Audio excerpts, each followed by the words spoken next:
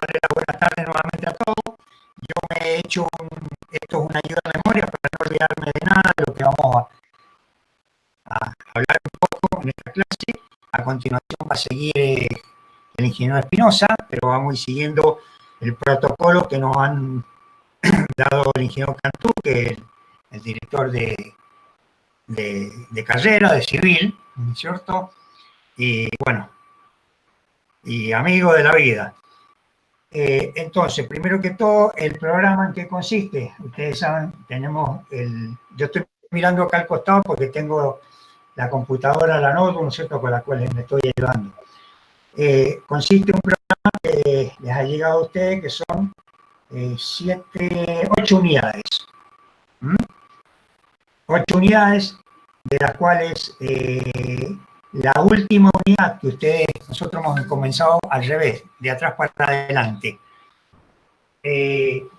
La unidad número 8 es la parte de matemática financiera y después va a terminar con la parte de introducción a la evaluación de proyectos, que es poder determinar elementos que nos pueden determinar si un proyecto es rentable o no es rentable, como son el BAN, el TIR y la BAE. Eso lo van a ver exclusivamente con el ingeniero Espinosa. Bueno, en este programa de 8 unidades está colocado el cronograma, que ya vamos a hablar ahora del cronograma de clases. En esas 8 unidades, la unidad de conceptos básicos de administración de proyectos, yo sé que es la unidad más larga que hay en la parte en esta materia de OPO, se la he preparado en un apunte que ustedes tienen, que les he hecho llegar. La unidad número 2 es la parte de planificación, que también hay un apunte que preparó la ingeniera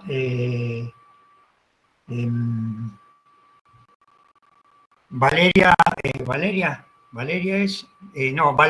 Palmieri, perdón, ya le cambié el nombre.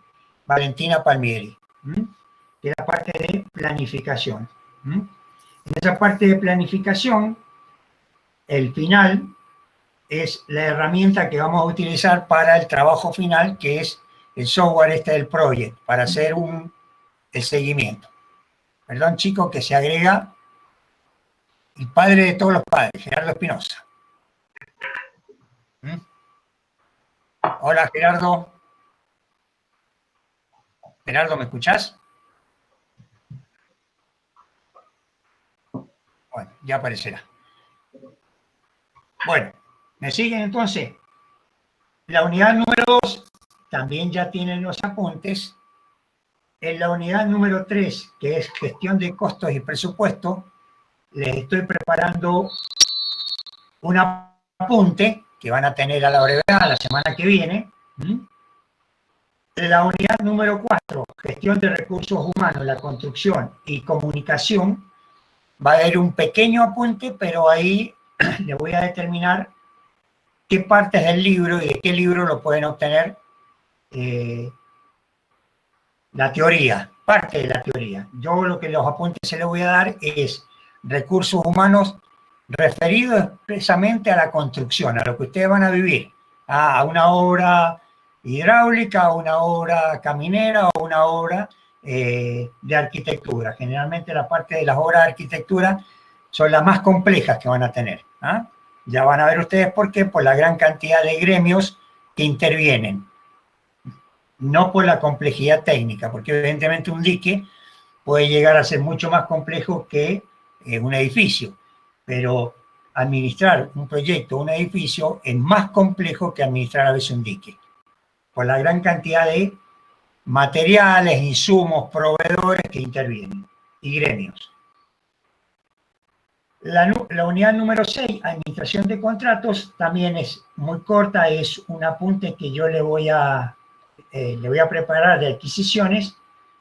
Y la unidad número 7 ya entran a la parte del desarrollo del software para el trabajo final, el ejemplo del proyecto.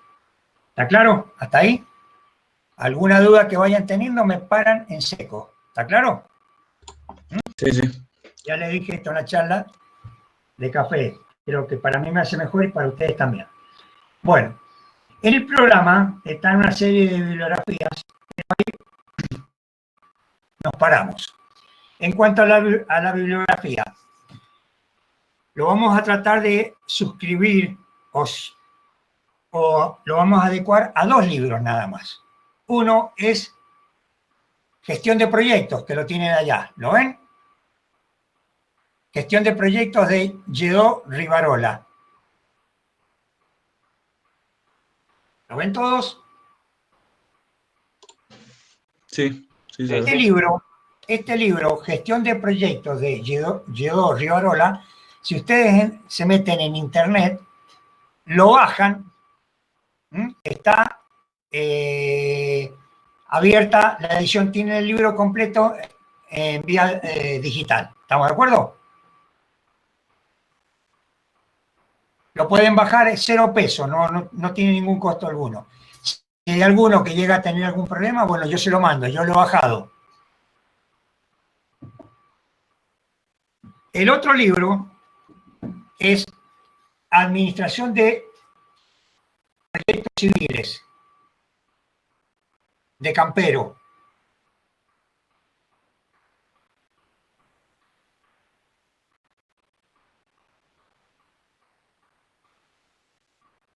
¿Lo tienen? Acá tenemos un problemita. Hay un tema que es muy importante, que vamos a ver en los apuntes, que está referido acá a la parte de tipos de organizaciones. Está acá en este libro, está muy bien detallado para nosotros, ustedes, los futuros ingenieros civiles. Este libro está en la biblioteca de la Facultad de Ingeniería. Entonces, vayan viendo ustedes cómo lo pueden, si está en vía digital, no creo que esté en vía digital, pregúntenos cómo lo pueden obtener. Si no pudieran obtenerlo, esas páginas que vamos a necesitar, unas 10 o 12 páginas, bueno, les sacaré fotos, de alguna manera lo voy a escanear para que ustedes los tengan. ¿Entendido? Disculpe, ¿cómo se llamaba el libro? Administración de Proyectos Civiles. Bien, gracias. El autor es Campero Alarcón. Ingeniero, disculpe, ingeniero, ¿puedo consultar algo? Sí, sí. Acá descargué la carpeta del Drive y veo que hay 4 apuntes, pero son más de 4 unidades. ¿Algún apunte abarca más de una unidad? O sea, son 4 PDFs. ¿4 qué? 4 PDFs. No, era uno solo. El de Oppo, que dice... Sí, dentro de la carpeta que dice Oppo 2020 hay 4 Sí. PDFs. Uno se llama Apuntes Oppo 2020 actualizado, otro Apunte de Administración de Proyectos, otro Gestión de Tiempos y otro Guía de Estudio. Claro, el primero es el primer apunte. O sea, Bien. el que vamos a ver ahora es Apuntes Oppo 2020 actualizado. Excelente, sí. ¿Está claro? Después de tiempo es la unidad número 2, que no la vamos a ver ahora todavía. Bien. ¿Ah? Sí, sí. Después tenés ejemplo, ciclo de estudio, guía de estudio. Sí.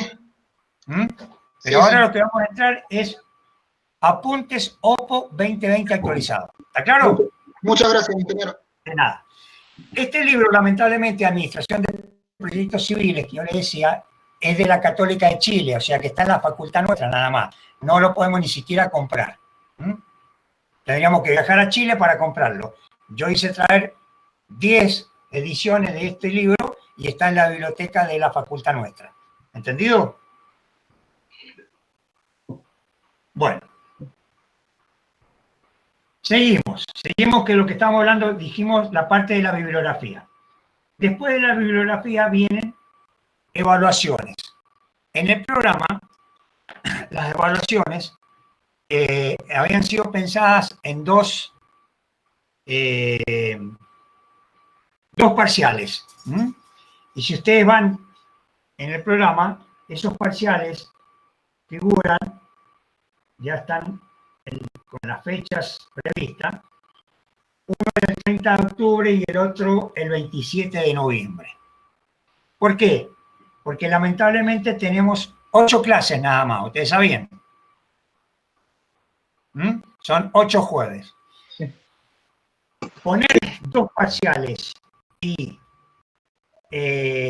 perder el tiempo en estar tomando un parcial y comprimirlo, vimos que era medio una locura con el ingeniero Espinosa. El ingeniero Espinosa me hizo entrar en razón y me dice, ¿por qué no vamos dando práctica que vayan realizando los alumnos y eliminamos los parciales? Eso es lo que vamos a hacer. No va a haber parciales, ¿entendido? Las prácticas que nos vamos a ir mandando, Gerardo que le va mandando y ustedes van resolviendo, y las mías que yo le voy mandando y ustedes van resolviendo, esas prácticas son no por grupo, por cada alumno. Si quieren hacerlas en conjunto, si quieren manejarse ustedes vía internet en grupo, problema de ustedes, van a tener que meterse a los apuntes, meterse al libro y de ahí sacar la respuesta. O sea, lo estamos haciendo un poco estudiar a la fuerza. ¿Entendido? Bueno, esa va a ser la metodología. O sea que los 2 parciales, el del 30 de octubre y el del 27 de noviembre, no va a ser tenido en cuenta. ¿Cómo van a poder promocionar entonces la materia ustedes? Y la materia la van a promocionar con la entrega de esas prácticas. Nosotros el día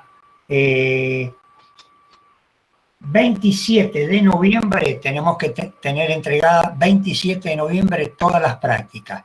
Y el día 4 de diciembre, porque el 5 de diciembre finalizamos, el día 4 de diciembre tienen que estar presentando el trabajo de un seguimiento de un proyecto por medio de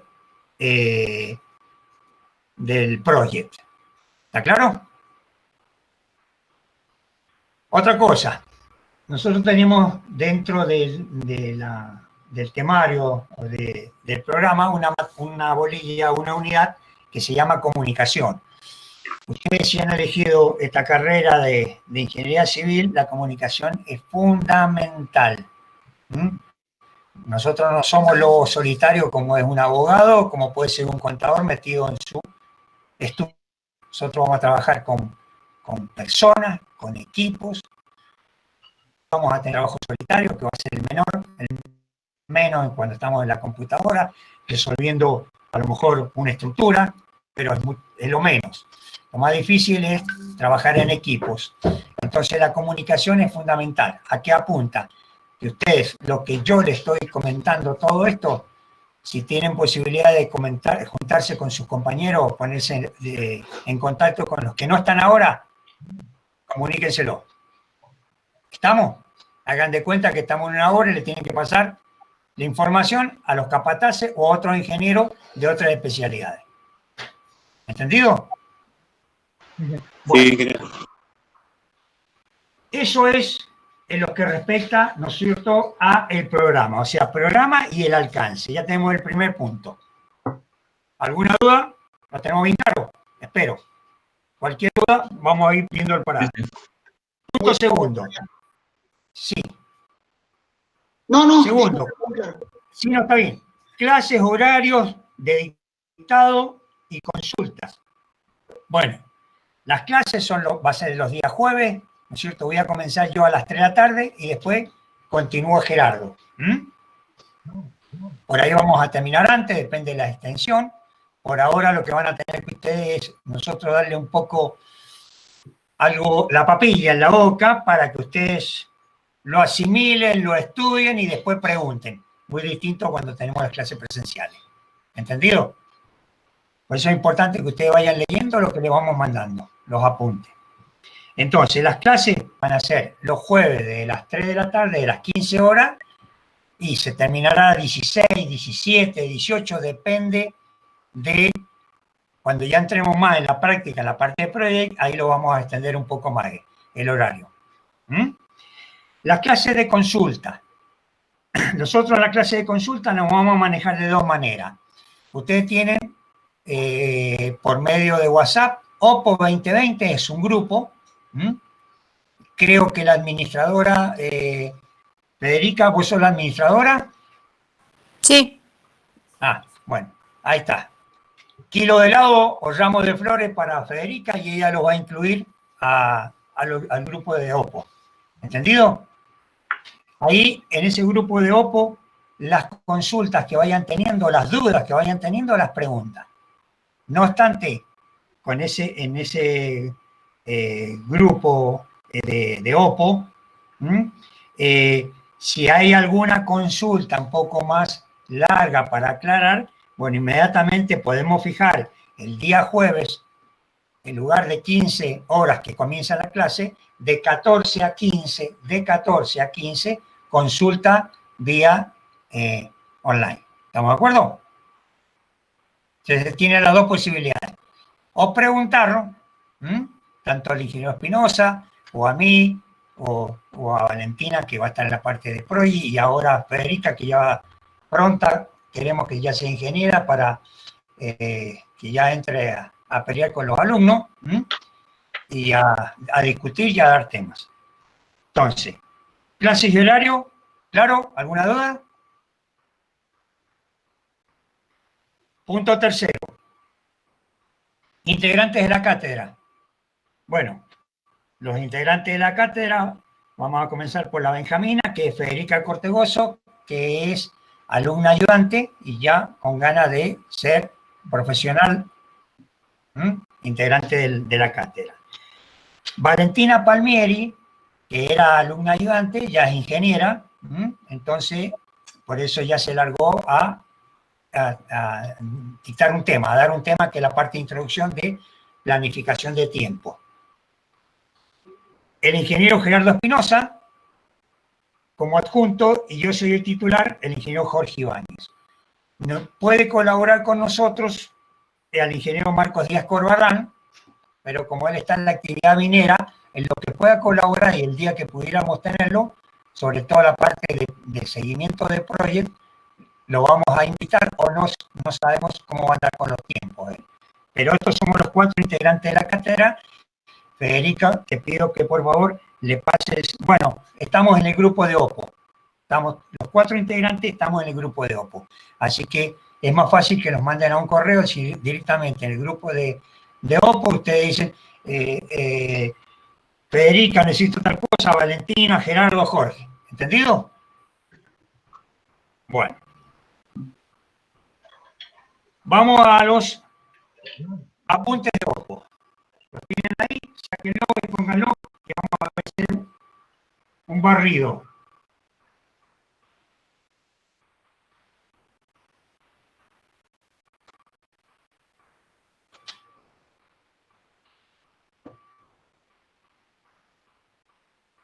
¿Lo tienen?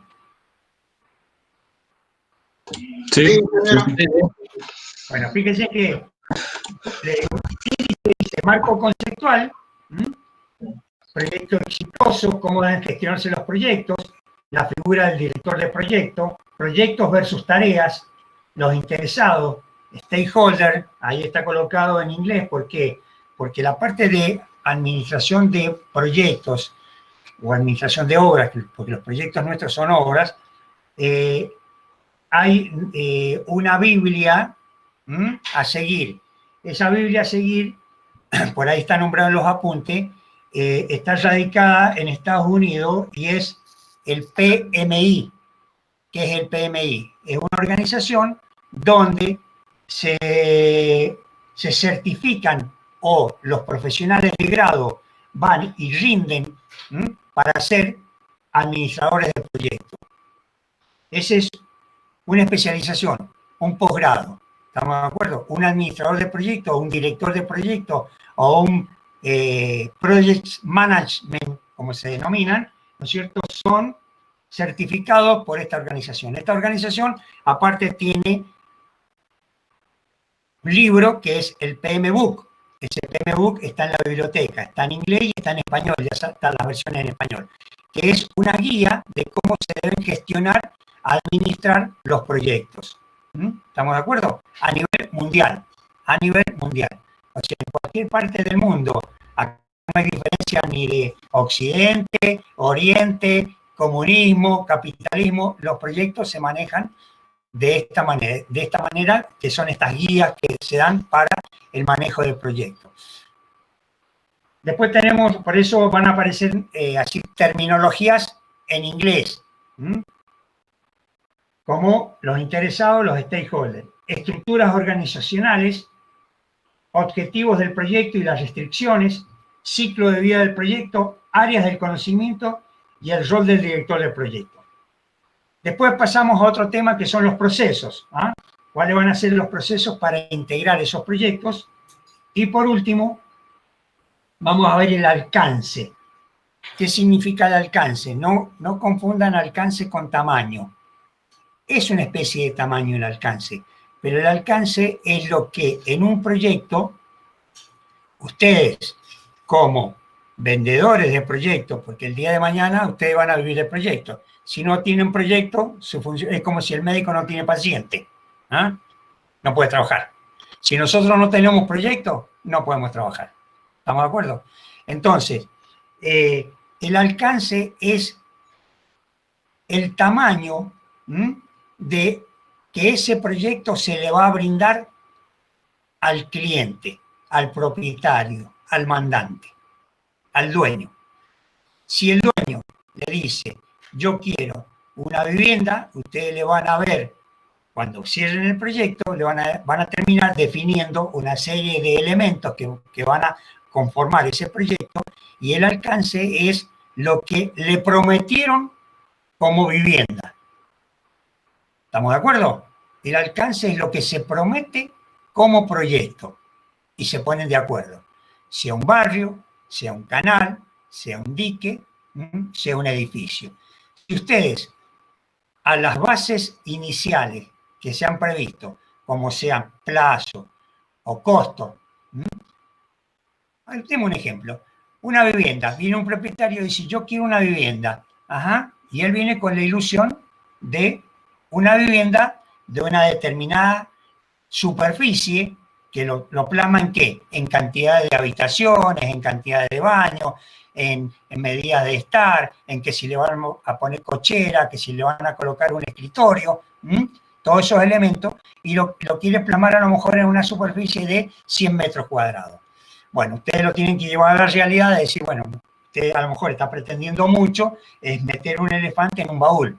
Entonces, decir, bueno, para las condiciones que usted quiere, 3 dormitorios, 2 dormitorios, todos los requisitos, pueda llegar a una vivienda de 150, 180 metros. Bueno, 180 metros cuadrados.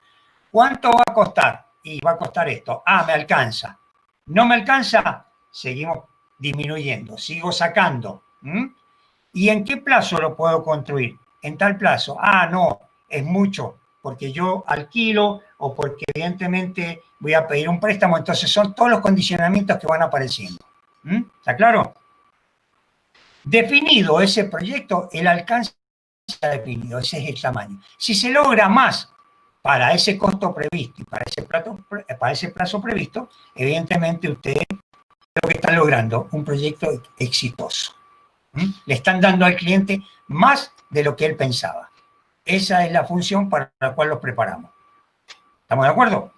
Entonces, ahí vamos a ver, van a ver ustedes muy rápidamente, el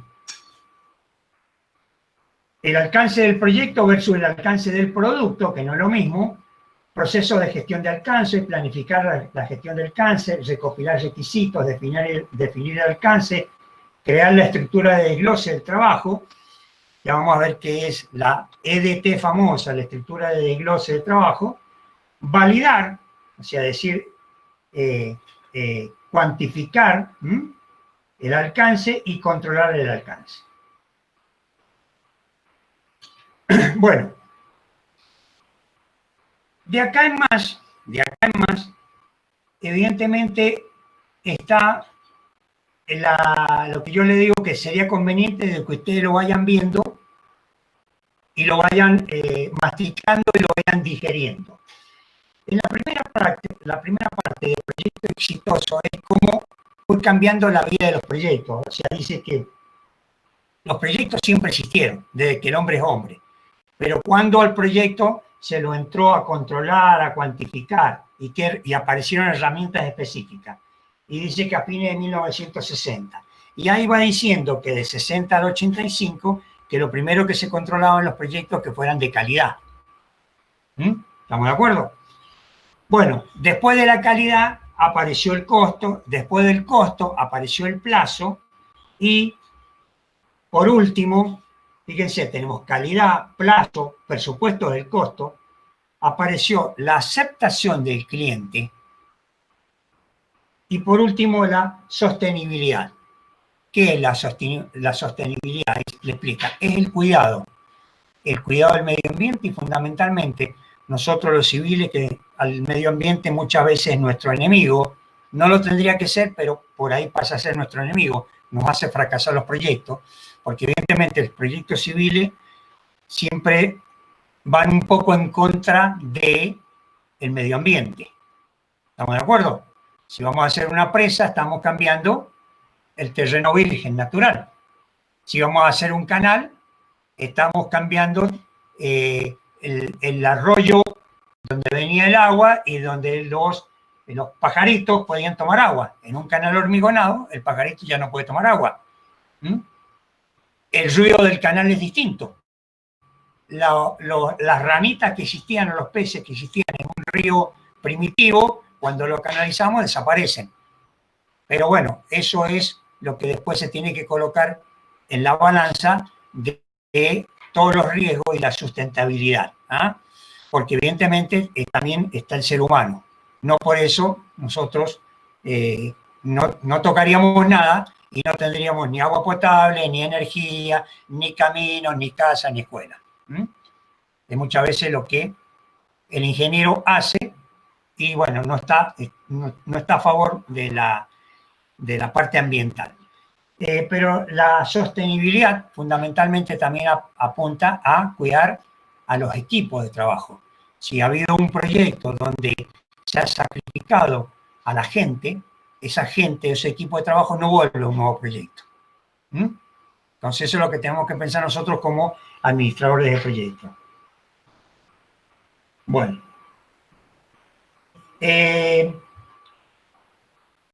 Ahí aparece una tabla que dice cómo se deben gestionar los proyectos exitosos los directores de proyectos. O sea, cómo el director de proyecto debe gestionar los proyectos exitosos. Y ahí, evidentemente, en la primera columna donde tenemos las áreas, fíjense, tenemos la primera área es la integración. Cuando vamos a crear un proyecto, tenemos que integrarnos. Muchos equipos interdisciplinarios para formar ese proyecto. Después tenemos el alcance, que sería el tamaño, el cronograma, que sería el plazo, el tiempo, el costo, que sería el presupuesto, la calidad es lo que vamos a ofrecer, ¿no es cierto? ¿Por dónde pasa la calidad de un proyecto? Por la durabilidad, por lo vistoso, por lo innovador y fundamentalmente para que cumpla con los requisitos que exige el cliente. Siempre yo pongo un ejemplo. ¿Qué es de mejor calidad? ¿Un Fiat 600 para ustedes o un BMW? Evidentemente para ustedes es un Fiat 600, porque un Fiat 600 ustedes llegan a la facultad, bajo costo, bajo mantenimiento, poco consumo, y no le digo si se le rompe un parabrisas. En vez de tener un BM para ustedes en su etapa, ¿no es cierto? A veces los tengo que tener guardados porque no puedo pagar ni el seguro. ¿Entendido? La calidad es lo que el cliente necesita para su proyecto. Después tenemos recursos humanos, muy importante, la comunicación, el riesgo en menos ahora en 8 clases, lo vamos a saber más o menos qué es lo que es el riesgo, pero en administración de proyectos, en la materia que ustedes van a tener, que es optativa, el año que viene, si la toman como optativa, porque van tomando esta rama, ahí se van a meter de lleno en riesgo, porque es un capítulo aparte, es importantísimo. Lo que pasa es que el riesgo, pensémonos, es determinar todos aquellos actos que pueden llegar a hacer fracasar a un proyecto. primero localizarlos, después cuantificarlos y después determinar cuál es el costo.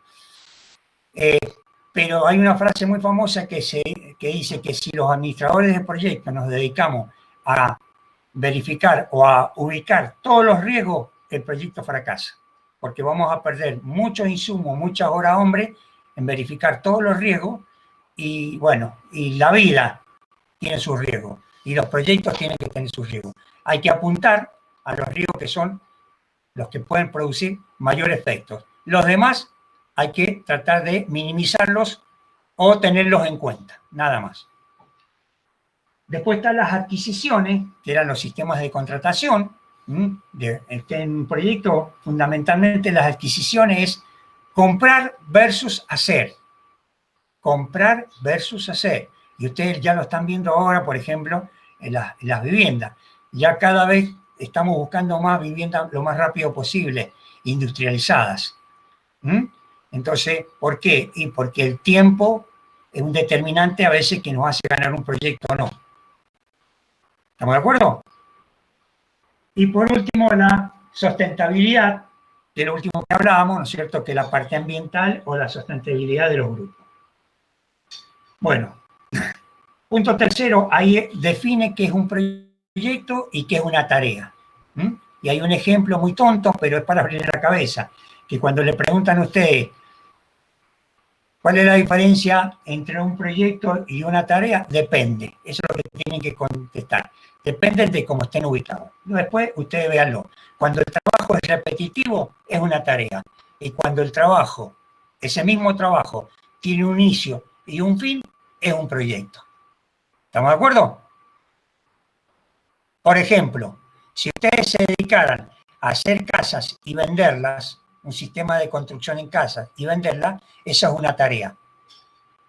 Pero si ustedes se dedican a hacer una sola casa, eso es un proyecto.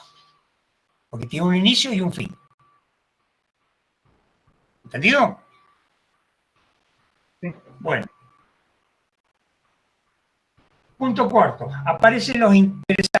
¿Quiénes son los interesados? Yo le doy un ejemplo muy burdo, pero lo van a ver ustedes en las primeras horitas que tienen. La primera interesada que ustedes tienen es Doña Rosa. ¿La conocen? ¿Lo ubican? ¿No? Bueno, ¿quién es Doña Rosa? Es la vecina de al lado que está con un vestido, un batón, los ruleros puestos, o el vecino, perdón, la mujer, o el vecino que también está ahí afuera. Y está mirando lo que están haciendo y permanentemente, si ve un poquito de arena, mete la denuncia a la municipalidad. Si ve que el camión vino muy temprano, mete la denuncia a la municipalidad. Si los obreros con la radio hacen ruido, mete la denuncia a la municipalidad o a la policía. No viene la policía a la municipalidad solo. Vienen porque un vecino les avisó. Esa es la principal interesada, los stakeholders. En un proyecto ya de magnitud aparecen los vecinos, las organizaciones ambientalistas, las reparticiones, los equipos de trabajo. Fíjense a todos los que tenemos que ir convenciendo antes de iniciar el trabajo. Porque si iniciamos ese proyecto, después siempre va a aparecer alguien que me lo frena. ¿Está claro? Esos interesados hay que localizarlos, hay que informarlos y hay que hacerle firmar, estar de acuerdo, ¿no es cierto?, a los pros y los contras que van a tener los proyectos. El beneficio y las desventajas que pueden llegar a tener con un proyecto. ¿Entendido? Bueno, ahí le aparece todo cómo se va gestionando. Hay una tablita que la van a tener que ir llenando ustedes, la van a ir cuantificando, le van poniendo valores y al final, ya está resuelta, le va a decir,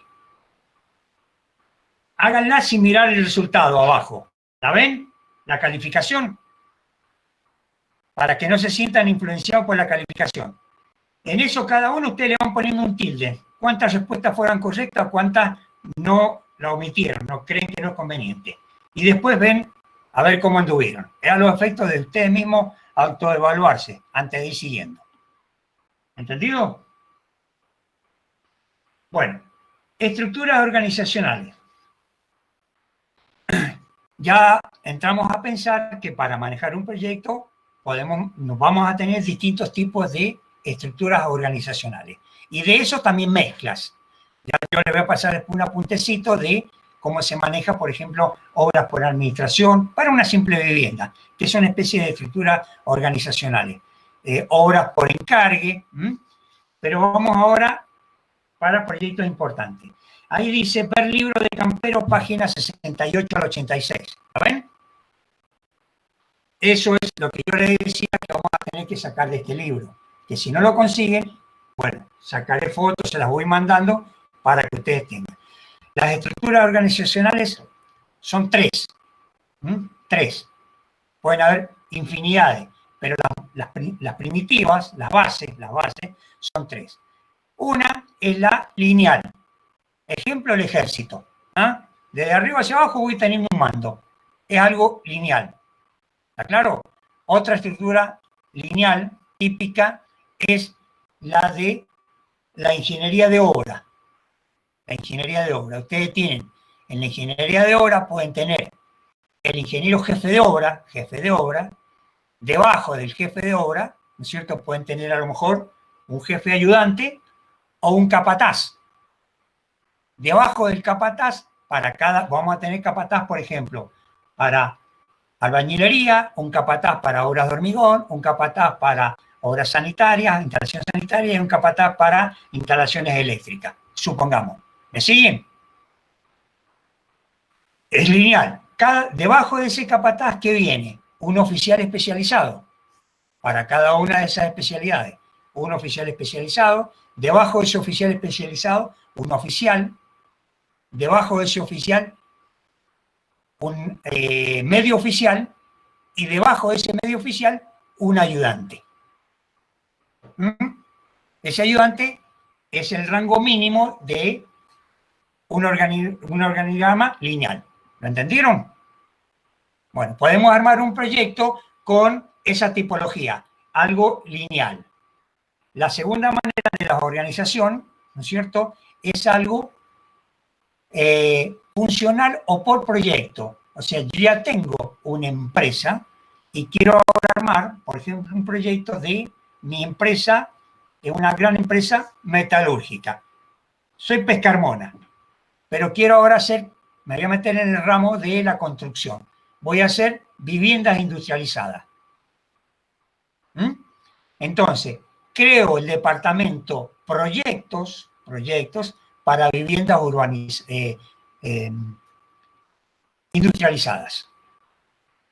Ese departamento proyecto va a tener el apoyo de la empresa, pero el departamento proyecto es por función. He creado la función de ejecutar ese proyecto.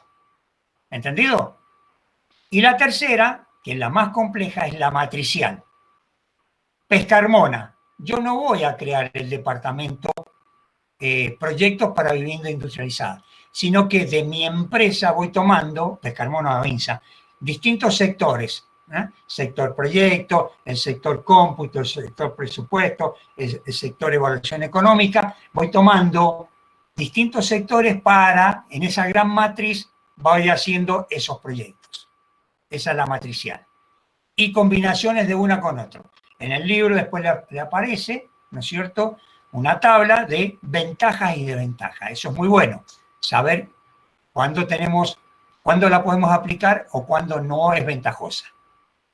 ¿Está claro? Punto.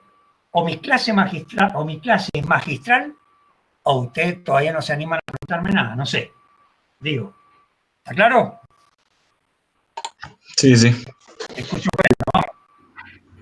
Punto 6. Objetivos del proyecto y las restricciones. Ahí está, eso es para leer. Hay preguntas.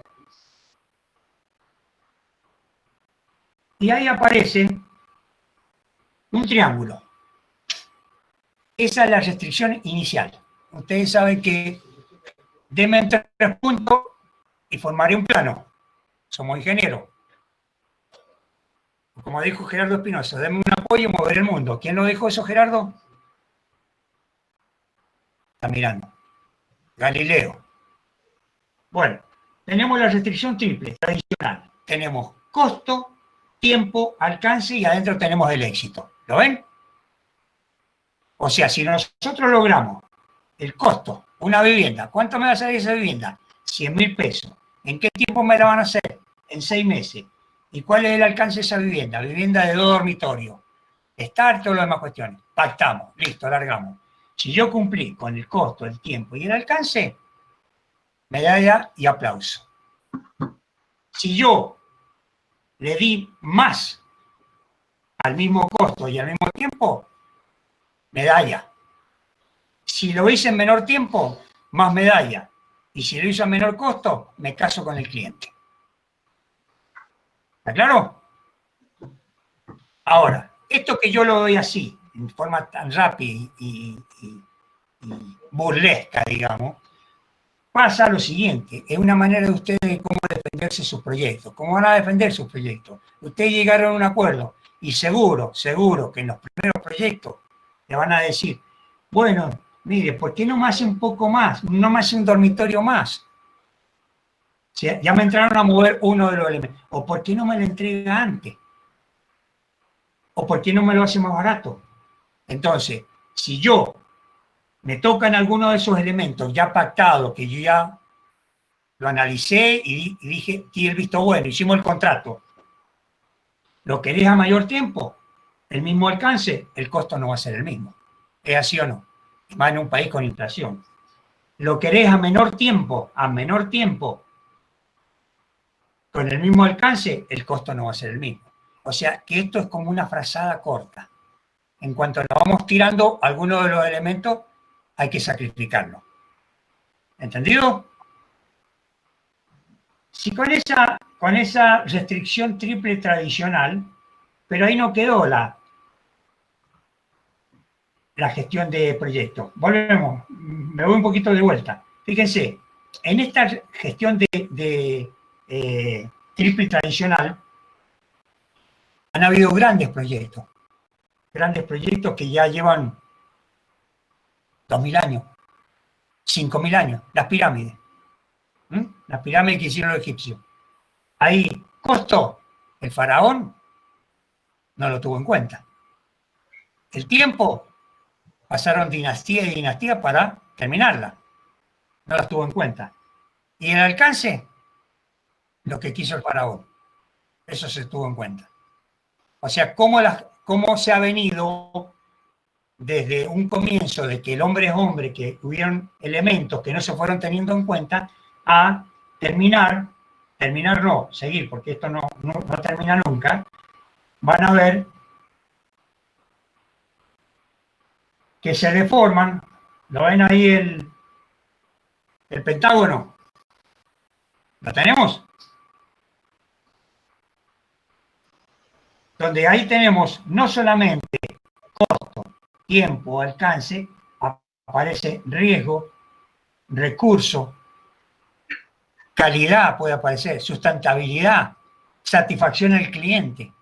O sea, eso se va a ir deformando en la medida de que el cliente sea más exigente o el proyecto sea más exigente.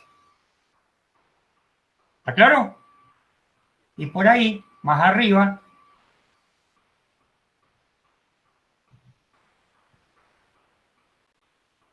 le puse una frase en negro resaltado. Es imposible definir arbitrariamente todas las restricciones del proyecto, ya que alguna de esas variables terminará ajustándose por sí sola. ¿Está claro? Bueno. Ciclo de vida del proyecto. El ciclo de vida del proyecto, ustedes son un proyecto, yo soy un proyecto. Somos proyectos de vida. Yo ya estoy en el ocaso, ustedes están fase 2, puede ser. Para después, una vez que ya tengan el título de grado, pasan a fase 3 y ahí vamos a hacer daño, ¿o no? Bueno, el ser humano es un proyecto. Nace, se cría, se reproduce, se cierra y muere. El proyecto es así. En el ciclo de vida del proyecto tenemos acá Ciclo de vida del proyecto, concepción, crecimiento, maduración, declinación y retiro. ¿Lo ven en la curva? Y los costos van a ir ascendiendo al máximo en la parte de maduración y después, con el tiempo, a la parte del retiro. ¿Está claro? Esa es una simple, ahí no estamos hablando del ciclo de vida, perdón, no del proyecto, del producto. ¿Mm? Ese producto puede ser una casa, ese producto puede ser un automóvil, ese producto puede ser una fiesta de casamiento. ¿Mm? ¿Estamos? Pero ahora vamos a ver el ciclo de vida del proyecto. En el ciclo de vida del proyecto lo podemos tener acá, vemos el ejemplo, 5 fases, no más de 5 fases. ¿Ah? Y tenemos un proyecto de inversión, un proyecto de construcción, un proyecto de sistema informático. ¿Lo ven en la tabla? Entonces, en el proyecto de inversión, la fase 1 se llama idea. Comienza con una idea, porque es una inversión. En el proyecto de construcción, esa idea se denomina factibilidad. Son terminologías, pero siempre lo mismo. ¿Mm? O sea, la fase 1 se llama factibilidad. Y en un sistema, en un proyecto de sistema informático, esa fase 1 se llama análisis. ¿Mm? Fíjense en la fase 4, que es la más importante en la construcción. La fase 4, en la parte de inversión, se llama la factibilidad de la inversión. En la fase 4 de la construcción se llama ejecución, es cuando ejecuto. Y en la informática es la prueba. Bueno, ¿qué estamos viendo en esa tabla? Depende del proyecto, de la característica del proyecto, cómo se denomina cada una de las fases. Pero tenemos los proyectos, los agrupamos, ese ciclo de vida, por fases. ¿Mm? ¿Alguna duda? Bueno, y acá tenemos claramente el ciclo de vida del proyecto de construcción. ¿Mm? Entonces, el ciclo de vida del proyecto de construcción comienza con la factibilidad, la planificación y diseño, la etapa número 2, o fase número 2 podría ser. En la fase número acá se ha dividido en 4 fases, o 4 etapas. En la fase número 3, que es la producción, donde tenemos construcción, entregas, ¿ah? Trabajos civiles. Ahí es donde generalmente tenemos la mayor problemática del proyecto, porque ahí es la materialización del proyecto de construcción. Cuando tenemos que ver proveedores, sistemas constructivos, maquinarias, mano de obra. ¿Mm? Y por el último, la puesta en marcha, control. Bueno. Ahí hay una tablita, que eso se lo dejo para que lo analice usted, ciclo de vida, agregación de valor y costo de cambiar. El costo de cambiar, lo van a ver ustedes muchísimo en los proyectos de civiles, el costo de cambiar. Eso es un poco para explicar cuando uno tiene un proyecto, explicárselo al dueño o al grupo gerencial o a los inversores. Tenerlo frente a uno y decirle, bueno, este es el proyecto. Estamos en la fase 1. Estamos en la prefactibilidad o en la idea. El cambio que se produce en este momento, prácticamente con una goma lo puedo hacer. Borrando por AutoCAD lo puedo hacer. Un plano. Cambiando un informe lo puedo hacer. ¿Cuánto cuesta? Horas hombre. Nada. Nada en relación al valor del proyecto. Si ese cambio lo realizo ya cuando yo estoy a nivel de elaboración de documentación, cambiar ya es más complejo. Ya tenemos que volver mucho más atrás del proyecto y ya es más costoso. Si ese cambio yo lo hago cuando se está ejecutando, ¿qué significa? Demoler y volver a hacer, ¿o no? Ya tengo horas hombre, tengo materiales, y tengo demoras que me van a ir perjudicando porque voy a necesitar mayor tiempo. Va a ser mayor. Pero si ese cambio yo lo hago una vez que el proyecto está terminado, antes de entregarlo o la puesta a prueba, significa un valor que es el más grave de todo, porque el proyecto no fue pensado, no fue discutido. Por eso, muchachos, inversores, piensen todo lo que quieren cambiar. No significa que no vayan a cambiar, pero todos los cambios hay que pensarlos al principio del proyecto, nunca al final del proyecto. Esa era la moraleja.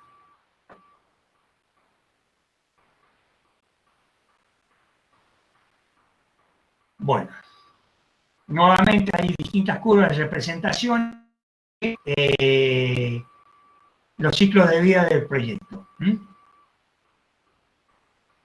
Y fíjense, ahí van a ver,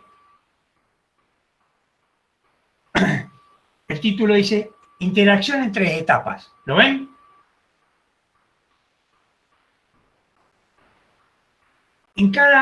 No es lo mismo la etapa que habíamos hablado que los ciclos o las fases. Ciclos o fases era lo mismo. Las etapas son las tareas que se tienen que ir haciendo para cada una de esas fases o uno de esos ciclos. Esas tareas comienzan con idea, diseño, prefactibilidad, ejecución, control y cierre. O pónganle el nombre en distintas bibliografías que van apareciendo. Acá puse procesos de iniciación, proceso de planificación, proceso de ejecución, proceso de control y proceso de cierre. ¿Estamos? Esos ciclos o esas tareas, esas etapas, esta iteración que se hace, se debe cumplir para cada una de los ciclos o de las etapas que se van ejecutando. Es algo iterativo. O sea que en la fase de ejecución, cuando estoy en la fase de ejecución, tengo que pensar, ¿no es cierto?, en cómo voy a iniciar la ejecución, cómo voy a planificar la ejecución, cómo voy a ejecutar la ejecución, cómo voy a controlar la ejecución y cómo voy a cerrar la ejecución. ¿Entendido?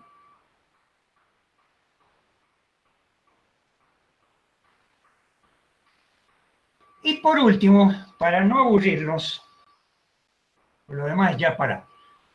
¿Cuáles son las áreas del conocimiento que toma? Fíjese acá, dice, para ser un buen director de proyecto hay que conocer distintas áreas específicas de la dirección de proyecto.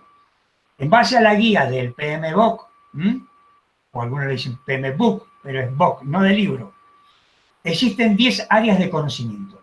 Esas 10 áreas de conocimientos son las que va a manejar un administrador de proyecto, que le llama gestión, ya no es más administración, gestionar.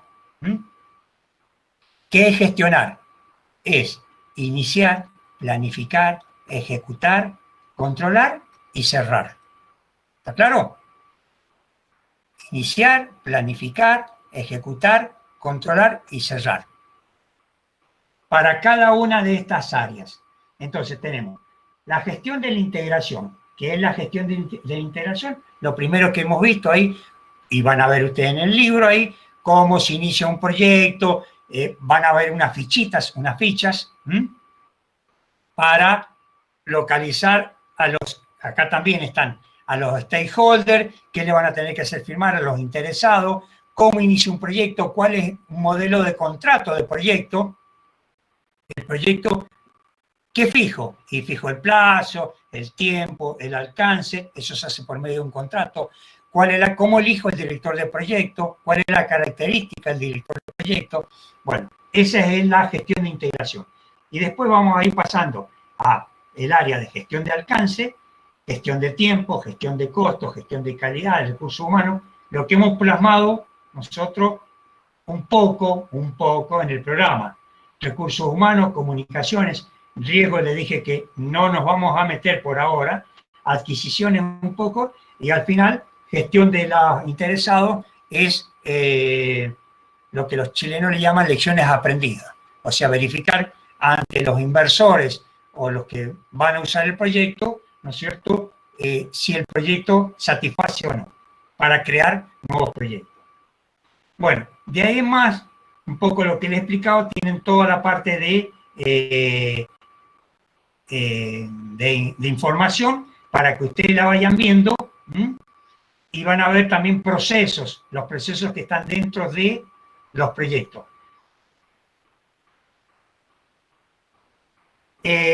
Vayan a la página, ya le digo, se me fue para arriba, 16.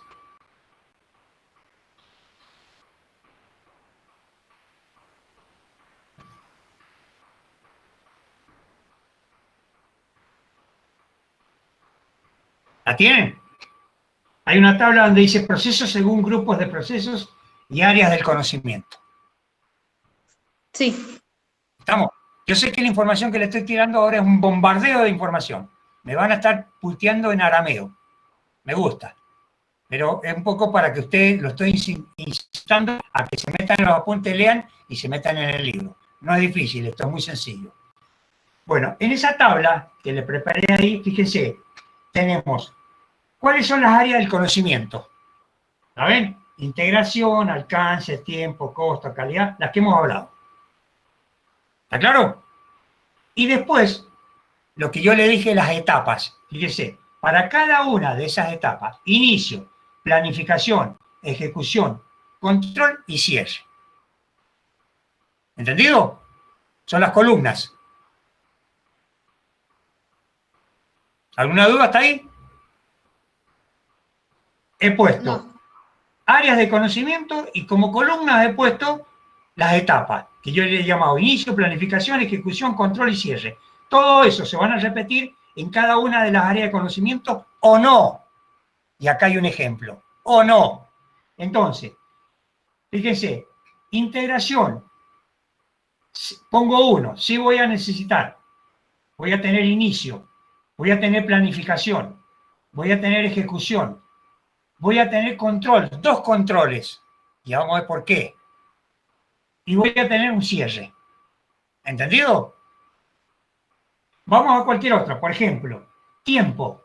En tiempo no voy a tener inicio, voy a tener 6 planificaciones, no voy a tener ejecución y voy a tener un control. La cantidad al final dice total, 2, 24, 8, 11 y 2. ¿Lo ven? Esos dan un total. Si ustedes suman 2, 24, 8, esto lo hizo el director de proyecto. Si ustedes suman el total general de esos son 47. 2 más 24, 28, 36, 46, que dice, a ver, 24, 28, 36, 36, 38, no, está mal. 24, 28, 38, está bien, ahí está bien. 24 más 10 serían 34 más 11,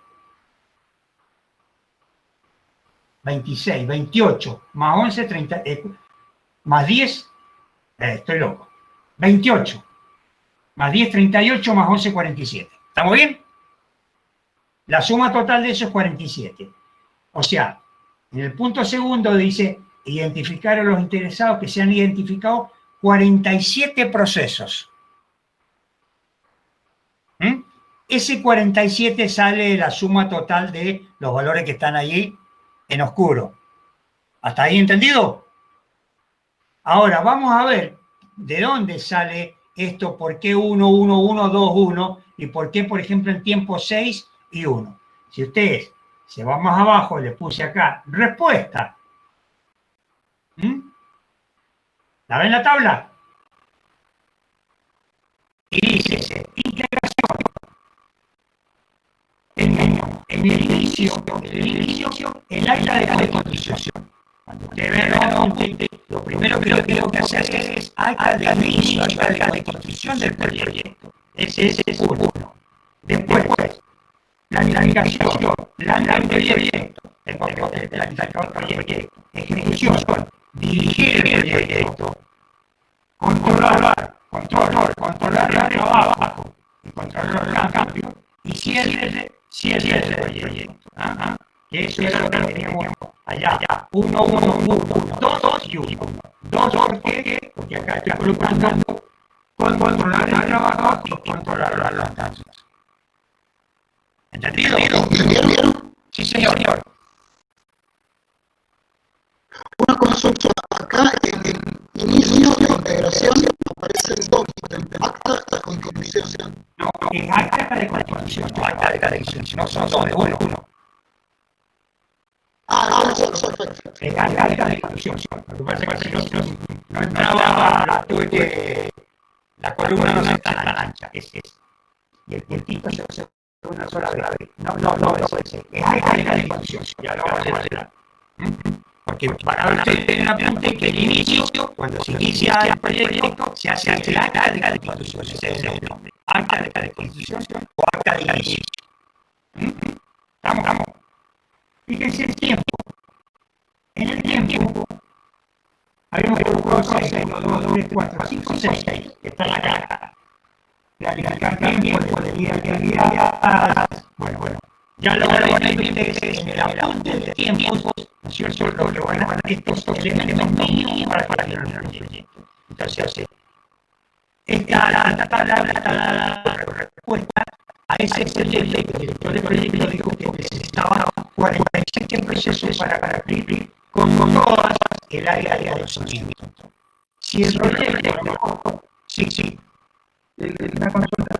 En la tabla anterior, eso es en tiempo mejorado de la implementación, puede ser ese tipo de situación. No, sí. Aquí una primera columna, hay que estar en la columna de planificación. Tiene que estar en la columna. Eso es pasar a la columna de planificación. Le decía que si el director del proyecto considera que hay un área de conocimiento que no se va a tratar, no se toca. Por ejemplo, yo tengo un proyecto donde no voy a tener adquisición. Bueno, no pongo las adquisiciones. O no voy a tener riesgo, o no voy a considerar el riesgo, o no voy a considerar la calidad. ¿Estamos? Estas son las áreas de conocimiento que el director del proyecto va a ver si quiere, o sea, para implementar un proyecto, ¿no es cierto?, con los procesos que tiene que realizar. Bueno, sí. No se toma en cuenta el tiempo de dirección. Sí, cada una de las áreas va a tener que tener el tiempo de ejecución. Claro, porque en el cuadrito decía ejecución y no tenemos ningún en tiempo, no tenemos considerado. Pero tenés la planificación, ahí lo vamos a ver. Bien. La planificación es en tiempo. Cuando vean la planificación es tiempo. Y cuando vean presupuesto es costo. Cuando vean presupuesto significa costo. Y cuando vean ejecución, construcción, ejecución, puede ser compra, a lo mejor no se ejecuta, se compra. ¿Está claro? Sí. Bueno. Ya tenemos chicos para esto, para que vayan haciendo cortitas. Las preguntas que vayan surgiendo la van haciendo. Y bueno, acá para Gerardo ya están en condiciones con chicos. Gerardo.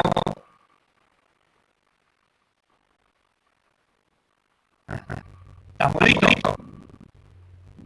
Y ahora sí que está un poco lenta. Hola, guapa. Bueno, gracias. Yo sigo viendo a ustedes, pero los dejo tranquilitos, Gerardo. Me despido. Federica también me despido de vos. Gracias por tu ayuda. Bueno. Y el jueves que viene vamos el jueves que viene vamos a comenzar con la parte de la planificación. Que son los bloques que ya también te han mandado. ¿Estamos de acuerdo? Bueno. Gerardo, sí.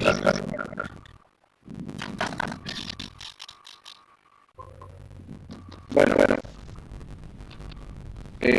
¿Vos te quedás con la foto?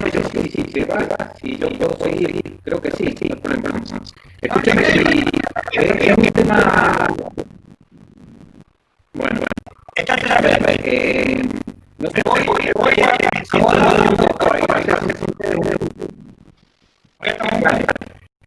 No sé si a preparar un café y volverme en 5 minutos, cosa de cortar un poco, porque he visto que ha sido larga la presentación, volvemos, y el tema que me tengo que dar son 15, 20 minutos, así que me parece bueno que vayan a prepararse algo. No sé si, yo creo que no soy.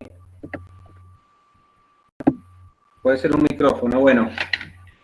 Vamos a ver un temita que es las operaciones financieras y la inflación. Es un tema rápido, complementa a los temas, a los que hemos visto hasta ahora, que son tasa de interés y tasa de descuento. Entonces, este sería el último tema que complementaría, digamos, a todo lo que es las tasas. Bueno, operaciones financieras e inflación. El objeto, lo que habíamos visto del cálculo financiero, era poder homogeneizar un monto de un tiempo determinado en un momento dado, ¿no? Para poder llevar todos los montos en distintos tiempos a un momento actual, lo que se hace, se usa como herramienta la tasa de interés. Muy bien. Pero ¿qué pasa cuando existe inflación? ¿Qué es la inflación? Es la pérdida de valor de la moneda de un país frente a los bienes, digamos, ¿no? Cuando uno va perdiendo, un país pierde el valor del dinero, es decir, necesitamos mucho más monedas para comprar un bien que en otro momento dado, en un momento anterior, quiere decir que la moneda se ha desvalorizado frente al bien. Por lo tanto, existe inflación. ¿Cuándo pueden subir los? Pero generalmente la inflación es la subida generalizada de precios, no algunos precios particulares, porque puede pasar, por ejemplo, cuando hay una sequía, con el trigo, con la cebada, con la avena, con la soja, que tengamos alguna restricción de cantidades. Por lo tanto, en la oferta y demanda que vemos en la economía, si hay poca oferta, el precio tiende a subir, pero sería puntualmente algún elemento. Ahora, cuando los elementos en general suben sus precios, es decir, se pierde el valor de la moneda frente a una suba generalizada de bienes, ahí hablamos de inflación. Nosotros, los argentinos, sabemos bastante bien de inflaciones y lamentablemente las administraciones nacionales que han venido, sin distinción, no han sabido dominar el tema de la inflación, ¿no? Evidentemente, la especulación del sistema financiero, del sistema comercial y el gran gasto público cooperan contra la posibilidad de tener una inflación como tienen la mayoría de los países del mundo, que está alrededor del 2%, entre el 1 y el 2%. Nosotros tenemos inflaciones superiores al 30% y evidentemente es decía Favaloro, ¿no? Este médico, que los economistas en nuestro país todavía no han aprobado el examen. Y cada vez se demuestra más, ¿no? Los economistas en nuestro país no han aprobado el examen. No obstante, nosotros tenemos que saber de qué hablamos, ¿no? Por lo tanto, vamos a ver lo que es técnicamente, o cómo se forma técnicamente la tasa de inflación. Fíjense, los temas que vamos a tratar son la tasa real, la tasa aparente y la tasa de inflación. Los números índices nos sirven para sacar esas tasas. La conducción de los índices de ajuste diario y el ajuste de las operaciones financieras, esos dos temas no los vamos a ver, y los números índices los vamos a ver rápidamente, como para que ustedes sepan de dónde sale la tasa de inflación. Pero lo más importante es el primer tema, que es tasa real, tasa aparente y tasa de inflación. Bueno, ¿ven la pantalla? ¿La pueden ver? Sí, sí. Del eje de la... Profe, ¿ese PDF lo tenemos nosotros? No, ahora se los envío por WhatsApp, por el grupo de WhatsApp, se los envío ahora. ¿Está bien? Bien. ¿Prefieren verlo? Compartamos la pantalla y se los envío por el grupo de WhatsApp y después lo tienen ustedes, ¿ah? ¿Va bien? Perfecto. Es de una profesora Menigazo de la Universidad de Buenos Aires. Muy claro el apunte, por eso lo elegimos en la cátedra para dar este apunte con este enfoque. Bueno, fíjense, ¿cómo introducimos los conceptos que hemos mencionado? Supongamos que un individuo dispone de Q cantidades o Q unidades de un bien, sería la cantidad, ¿está bien? Q unidades de un bien K sería la cantidad de un bien cualquiera que tiene un individuo en el momento T. Este hombre decide venderlo, pues prefiere disponer de liquidez, es decir, del dinero, y ganar lo que promete la tasa de interés que ofrecen ciertas entidades bancarias. Por lo tanto, entonces vamos a decir, fíjense, Q paréntesis KT significa el número de cantidades de un bien K, que tiene de un bien Q que tiene una cierta cantidad K en el tiempo T. Ese bien Q tiene un precio que es P y le ponemos precio K sub T, es decir, que está referido al bien K en un periodo T. Y la tasa que ofrecen los bancos es la tasa I, la tasa de interés que hemos visto, que ya la hemos estudiado. ¿Estamos? Bien. ¿Qué decide este individuo? Este individuo decide vender los bienes que tenía en el momento T igual 0, o sea que ha decidido convertir los bienes en dinero. Por lo tanto, la cantidad total, digamos, del bien, la plata que va a obtener por la cantidad de bienes que tiene, cantidad de bienes K que tiene, por el precio, la cantidad total de los bienes, por el precio, me va a dar un volumen, ¿cierto? Me va a dar todo el dinero. Por eso lo llamamos B corta en el momento 0. Entonces, ¿qué hace el hombre? Tiene una cantidad de bienes K a un precio que en ese momento es P, en el momento 0, los vende y obtiene un valor total. Estamos B sub 0 igual a Q por P. Esa es la cantidad total de plata que tiene. Con esa plata, ¿qué hace? Va al banco y los pone interés por un periodo. Por eso ven ahí la fórmula financiera que es B sub 0 por 1 más I. ¿Está bien? Y obtiene un valor B sub 1. Cuando pasa el periodo, pueden ser 2, 3 meses, lo que haya decidido dejarlo en el banco, retira el dinero y va y compra de nuevo el mismo bien K, pero ahora va a tener una cantidad Q en el tiempo 1 y el precio del bien, si ha habido inflación, va a estar en el precio al periodo o en el momento 1. Hasta ahí vamos bien. ¿Sí? ¿Se entiende la primera parte hasta la fórmula número 3? ¿Se entiende? Sí, se entiende, ingeniero. Hola. Bien, Sí, vamos. perfecto. Dado que el precio del bien K en el momento T igual 1 es el precio K sub 1 o K,1 y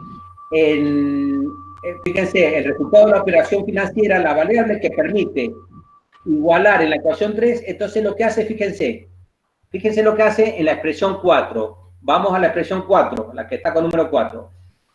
Es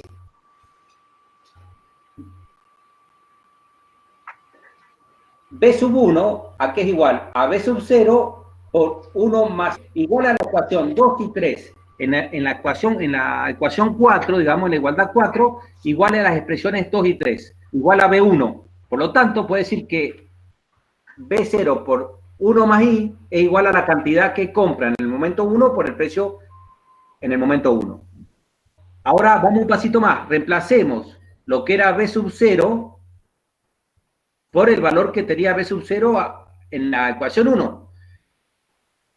Entonces, fíjense que Si reemplazamos B sub 0, obtenemos en la ecuación 5 Q sub 0 por P, por el precio de K en el momento 0, que es B sub 0, lo multiplicamos por 1 más I y nos da igual a lo que tenemos en la ecuación 3. Q en el momento 1 por el precio en el momento 1. Son igualdades, ¿está bien? La ecuación 5 nos permite hacer esta igualdad. Bien. Ahora, de esa ecuación 5, despejemos la tasa I. ¿Por qué despejamos la tasa I? Porque es lo que nos va a interesar y vamos a ver por qué. Entonces, pasamos dividiendo, fíjense, a ver si puedo ver la ecuación 5 y 6 juntas, que está ahí, a ver. Fíjense, en la ecuación 6, ¿qué hacemos? Directamente despejamos 1 más I. Pasamos todo esto al otro lado dividiendo y obtenemos la ecuación 6. Ahora, si despejamos del 1 y solamente nos queda la tasa I, eso nos queda ahí y pasamos el 1 restando, nos queda la ecuación 7. ¿Está bien? Hasta ahí vamos, fíjense, estamos en esa ecuación, en la 7, donde la tasa I, que es la tasa que nos da el banco, es igual a la cantidad por el precio en el periodo 1, en el momento 1, cuando ya sacamos la plata del banco, dividido por cuando metimos la plata en el banco, que era Q por P, en el momento inicial 0, menos 1. ¿Hasta ahí me siguen? Sí, ingeniero. ¿Vamos hasta ahí? Ahora, fíjense, vamos a llamar a la relación entre las cantidades, acuérdense bien, relación entre cantidades, es decir, la cantidad que yo tenía en el momento 0 y la cantidad que tengo en el momento 1, cuando ya pasó el tiempo. Entonces, la relación entre las cantidades del momento 1 al momento 0 la vamos a llamar 1 más I sub R.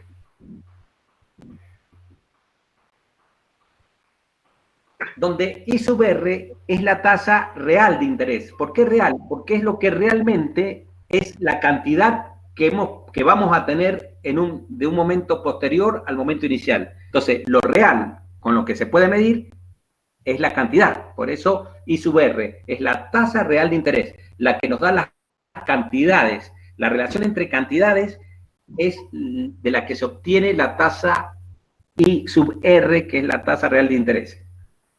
Muy bien, a la relación entre los precios, el precio en el momento 1 y en el momento, con respecto al momento 0, la vamos a llamar 1 más pi, donde pi, ¿qué es? Es la tasa de inflación, es decir, cuánto perdió de valor el dinero al pasar del momento 0 al momento 1. ¿Estamos? Por lo tanto, si reemplazamos la 8 y la 9 en la ecuación 7, y ahí, que era la tasa de interés que nos da el banco, en vez de llamarla I normalmente, la llamamos I aparente, porque en realidad es una tasa aparente, porque no es la tasa real. La única forma que fuera tasa real es que la variación, pudiéramos comprar la misma cantidad, es decir, que Q y Q dividido en el tiempo 1 y en el 0 fuera igual a 1, y que precio dividido el precio fuera igual a 1. La única forma en que la tasa aparente fuera la tasa que nos da el banco es que no hubiera habido inflación ni variación de cantidad. Por lo tanto, a la I que nos da el banco, ahora la vamos a llamar aparente, porque en realidad es una tasa nominal. Entonces, para diferenciarla, para diferenciarla de la real, básicamente, la vamos a llamar tasa aparente. La tasa que nos da el banco, a la cual nosotros pusimos la plata de interés, la vamos a llamar ahora tasa aparente.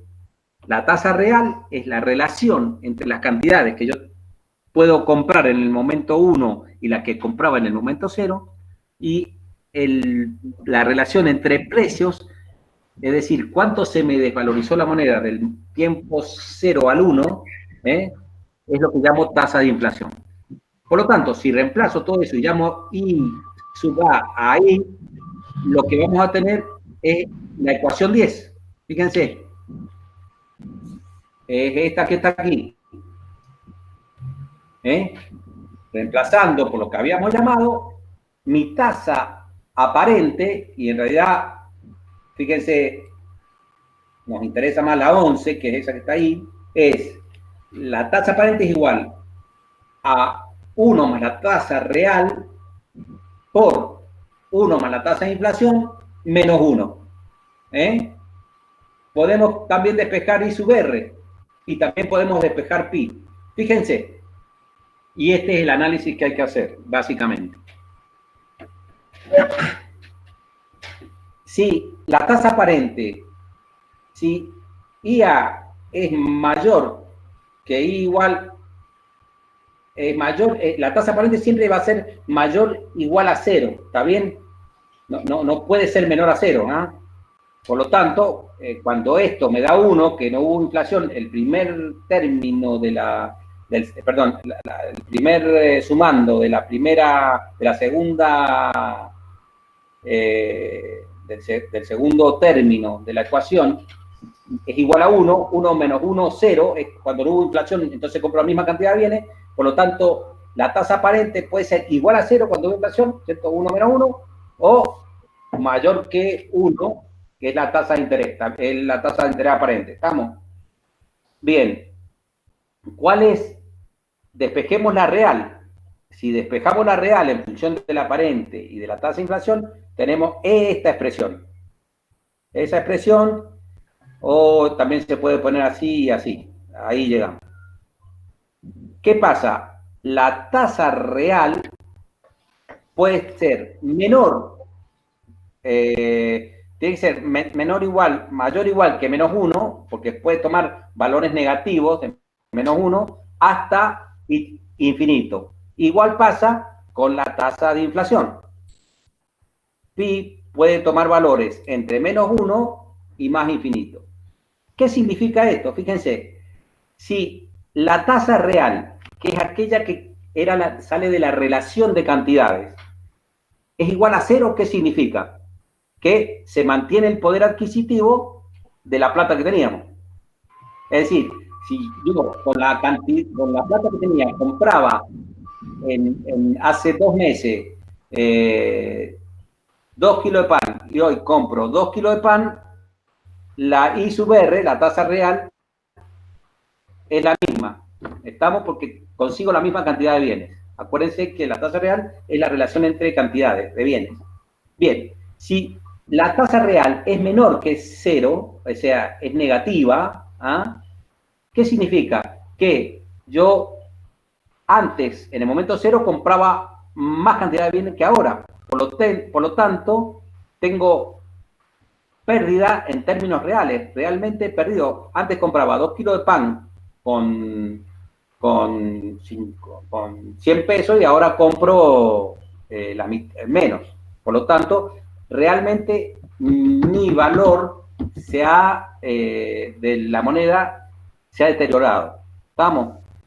¿Qué pasa al revés? Si ahora compro más cantidad de bienes que el día anterior, que en un momento anterior, puede ser que haya deflación. Es decir, que o haya mucha oferta, por ejemplo, que se hayan estado guardando, especulando, ¿no? Los comerciantes, por ejemplo, con sacar un cierto bien, no sé, por ejemplo, los combustibles, ¿no? Que como no se sabía el precio bien que yo, ahora sale toda una oferta de combustible, por lo tanto ahora el precio del combustible puede bajar un poco, y es lo que pasa en muchas partes del mundo, excepto en Argentina, que generalmente, por más que baje en el mundo el precio del combustible, acá sigue subiendo por una cuestión, evidentemente por la mala administración que tenemos, ¿no? No me refiero a un gobierno político, sino me refiero en general, a todas las administraciones que hemos tenido, a todas las especulaciones, ¿no? Bien. ¿Qué pasa con entonces, acuérdense que el real, el I sub R, que es la tasa real, se refiere a la cantidad, no a los precios, ¿está bien? En cambio, pi, es la tasa de inflación, se refiere a los precios. Fíjese que si pi es igual a 0, ¿qué significa? Que los precios han estado estables, no ha habido desvalorización de la moneda respecto a los bienes. Entonces, cuando pi igual a 0, la tasa de inflación igual a 0, yo tengo los precios que tenía de un determinado bien hace 3 meses igual a lo que tengo ahora.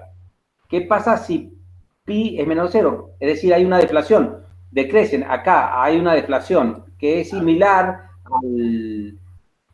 a la I sub R, pero la deflación específicamente y correctamente dicha está acá en la tasa de inflación.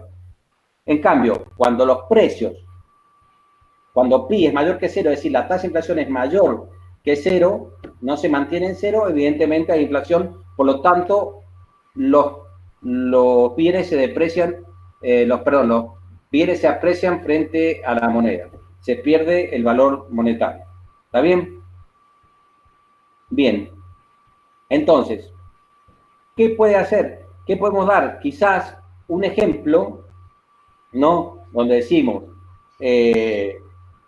dada tal cantidad de bienes y tanto, determine la tasa de interés aparente. Entonces ustedes tendrán que comparar los precios y las cantidades que se podían comprar con esos precios en tal momento y determinar la tasa aparente y compararla, por ejemplo, con la tasa que da un banco. Entonces podemos decir cuánto ha habido de aumento por la inflación respecto a la tasa de interés de un banco.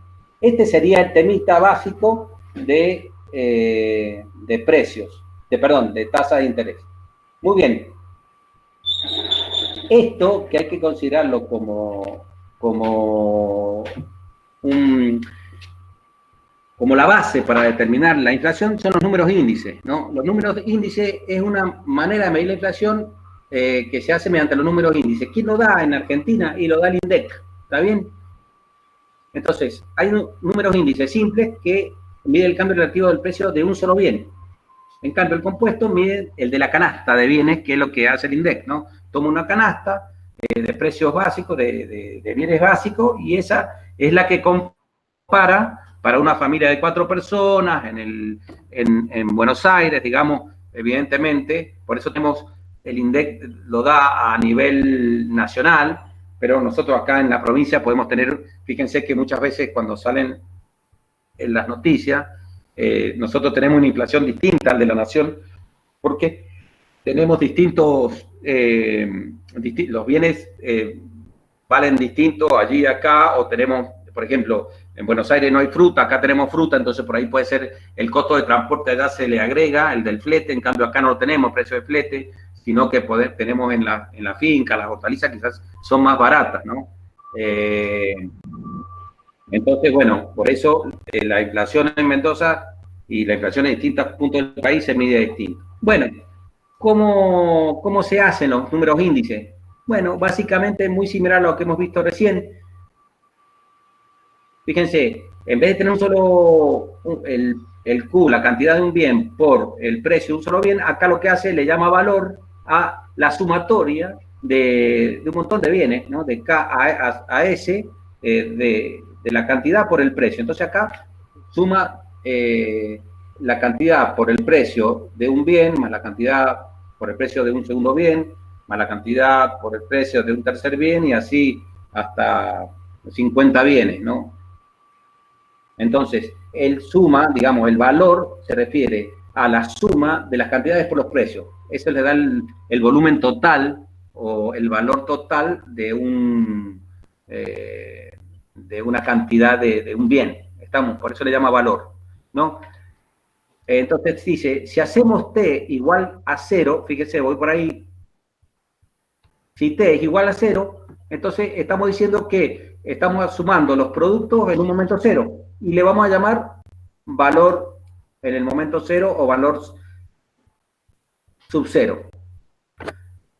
Ahora, si lo hacemos en un momento posterior, un momento T1, lo que tenemos es la suma de las cantidades de los distintos bienes en el momento 1 y el precio en el momento 1. Entonces obtenemos un valor 1. ¿Está bien?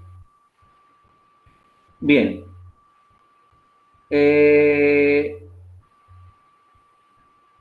Entonces, lo que hacemos ahora es comparar el valor de la canasta en el momento 1 con el valor de la canasta en el momento 0. Por lo tanto, es indispensable y totalmente conveniente comparar los mismos bienes o los mismos productos. ¿Ah?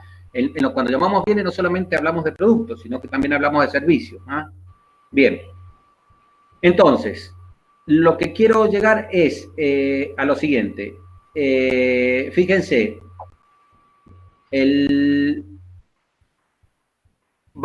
se define, para calcular los bienes, el INDEC lo hace, es simplemente una información que le llama de las cantidades en el momento 0 por el precio en el momento 1 y le llama valor 1 sub 0, ¿está bien?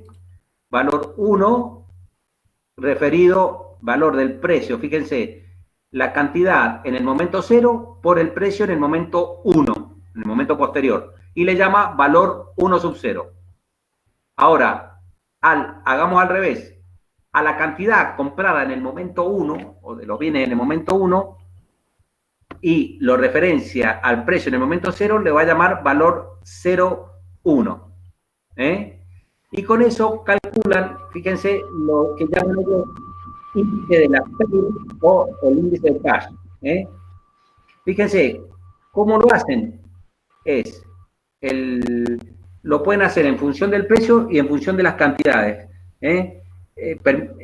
Los índices, el de las PER y el de PAYE, permiten analizar la evolución de precios y cantidades. Ya es una cuestión económica y estadística del INDEC, básicamente, pero para que ustedes sepan que se calculan de esta forma, ¿no? Por ejemplo, el índice de la PER para precio es la cantidad que comprábamos en un momento 0 por el precio K1, que es el que habíamos llamado, fíjense, K0, y el precio 1, que es el que habíamos llamado valor 1,0, está ahí arriba, pero el valor 1,0 respecto al valor 0,0, digamos, al valor Q que compramos en un momento 0 con respecto a 0.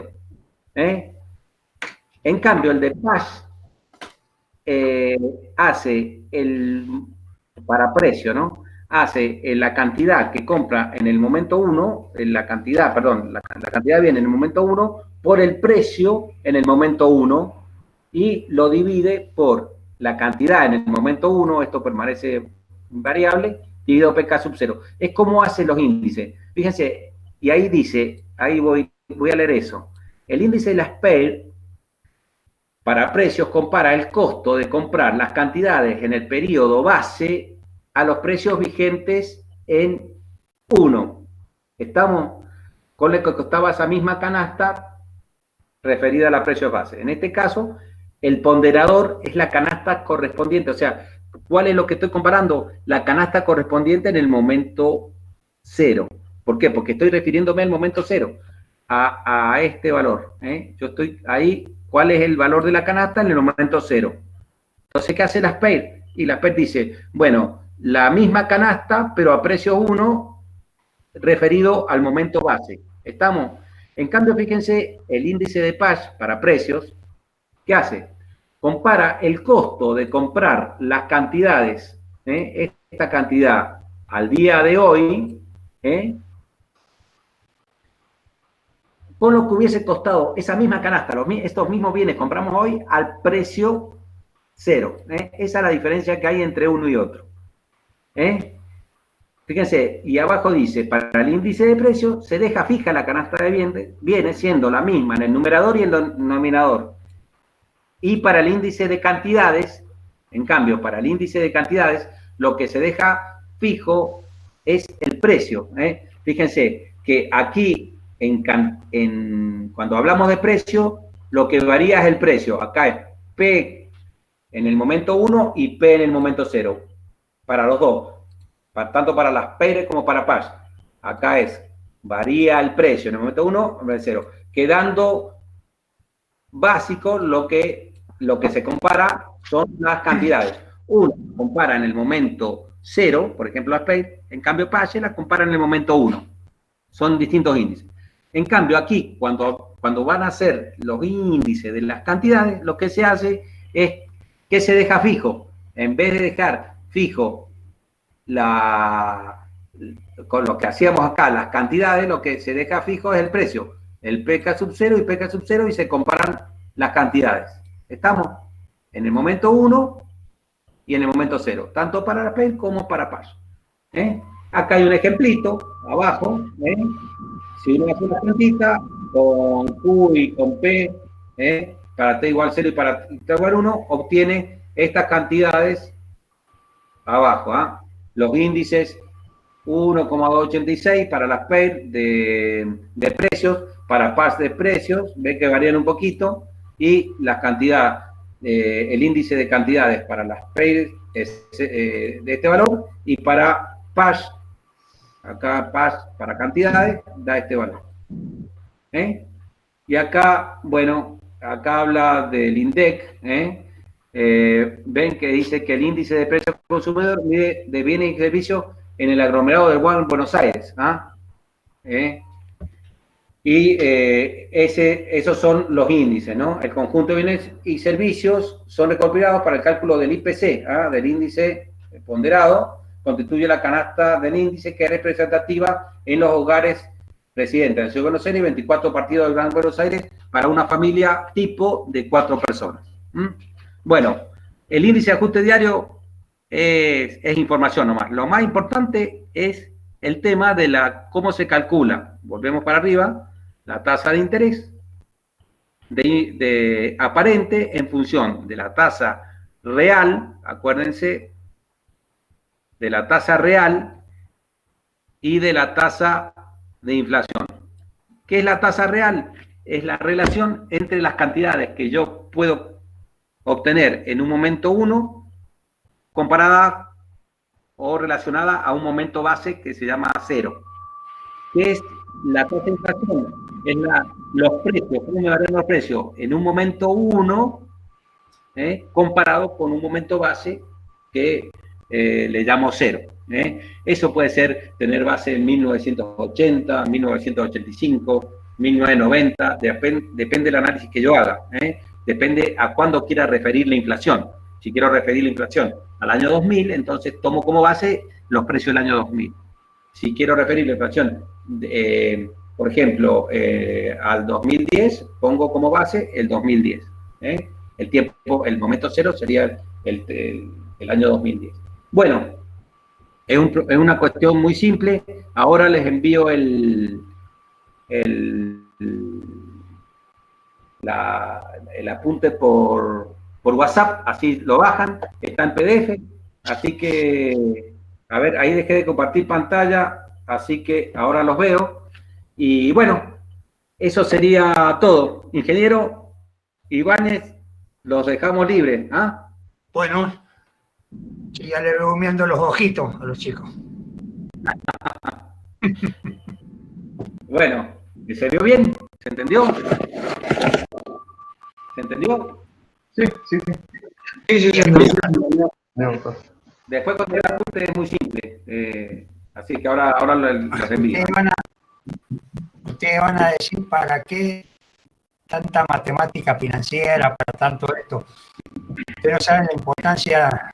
Yo tuve 44 años en investigación, terminé como director de ingeniería, pero veía a los ingenieros jóvenes de las empresas, los representantes técnicos y los más viejos que eran los de experiencia, y que iban a pelear por renegociaciones de contratos, ajustes de precios, adicionales, acopios, y es todo matemática financiera, muchachos, todo matemática financiera, y ahí a veces la vida de la empresa, y a veces decía, yo, ¿para qué tanta Q por L cuadrado sobre 8? ¿Sabes lo que le estoy diciendo, no? Flexión y que el hierrito que si va un poquito más arriba, un poquito más abajo, que el recubrimiento, que esto, que lo demás. Si después un buen administrador de una empresa, un buen ingeniero, que es los cargos que ustedes no tienen que dejar, porque eso han sido ocupados durante mucho tiempo por abogados y contadores en la empresa constructora, está haciéndole ganar dinero a la empresa constructora, pero bien ganado, no mal habido, sino pidiendo lo que le corresponde a la empresa. O ustedes el día de mañana si llegan a tener una empresa, o si están del otro lado del mostrador defendiendo los intereses de la administración pública, de un llegante, de un usuario.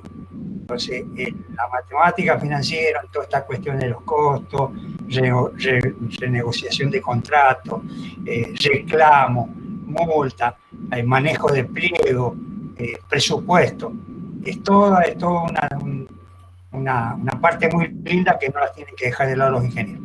Bueno, los dejamos tranquilos, ya le llenamos la cabeza de basura y tienen para adelante. ¿Ah? Nos vemos.